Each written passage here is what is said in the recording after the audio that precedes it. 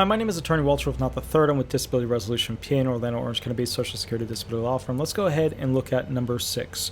Number 6, credibility killer when talking during your Social Security Disability hearing. So what are you going to say that's going to hurt your claim? So we did the video with the other ones. That's lying about drugs, lying about alcohol, lying about smoking, lying about where you live, lying about who helps you. Now we're on number 6, lying about where you were.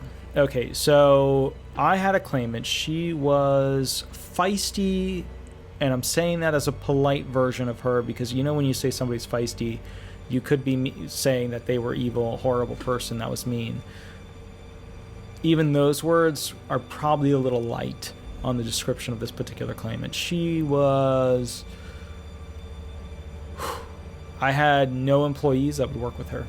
None. I was the only one that would continue to get the claim through. In fact, I had people that refer claimants to me who refer to her as the reason that they refer claimants to me. Yeah.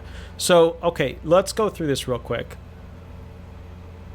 When you are in front of the administrative law judge sitting in the hot seat, getting ready to go through the boiling process of your examination questions, you need to understand that if the judge is looking through your file and you tell them that you can't travel, and you tell them that you're homeless or that you're in a program or that you can't go from here, here, or here, and they see that you stated in the facts, you told the doctor or you were going to a doctor in a different area, and the judge will ask you, what were you doing in this area? And you respond with, it's none of your business?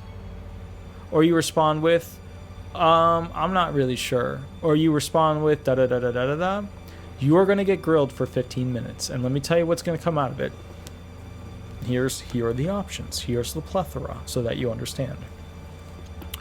Number 1, you were doing a job. Watching somebody's kids for money.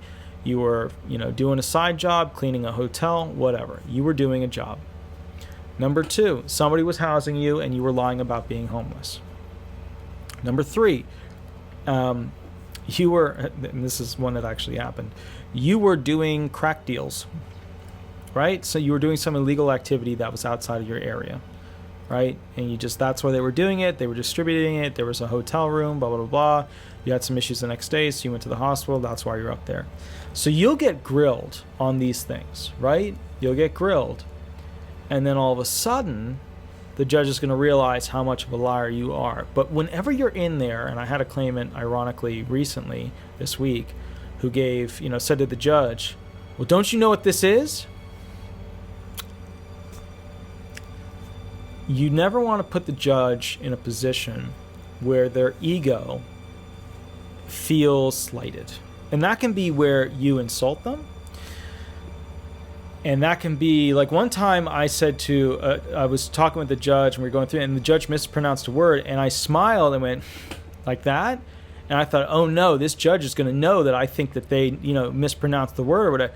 I was smiling and did this thing with my face because I mispronounce the word all the time like that.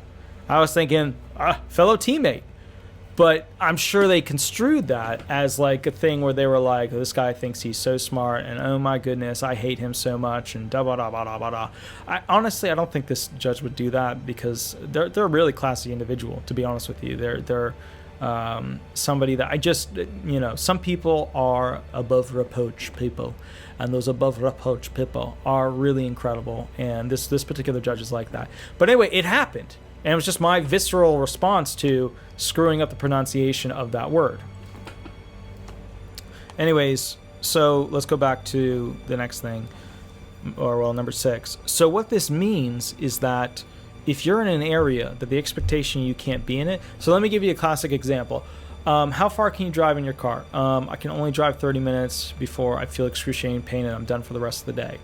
Or I have to take a break and I can only drive another 30 minutes and then I'm done for the rest of the day. If you're somehow 6 hours away and the only way you got there was via car, there's a problem. How did you afford your plane ticket? There's a problem. So just start to think about this stuff.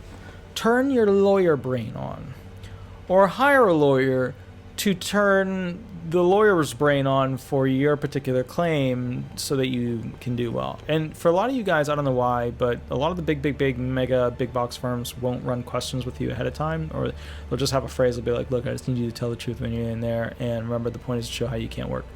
That is the bare minimum. Like, if you look at like how it should be done, that is the bar minimum. That is the bar minimum of what you prepare your... Look, I have always said this and been honest with you guys. The number one thing that has to be fixed in every single disability claim is the claimant. That's the number one thing. It's not the medical evidence. It's not the financials. It's not the vocational. It's not the penals, which means criminals. It's not that stuff. The number one thing that has to be fixed with every single Social Security disability claim is you, the claimant. Because what you say, you just don't think about it. Because you're not trained to think about it. And that's okay. That's part of the game. All right?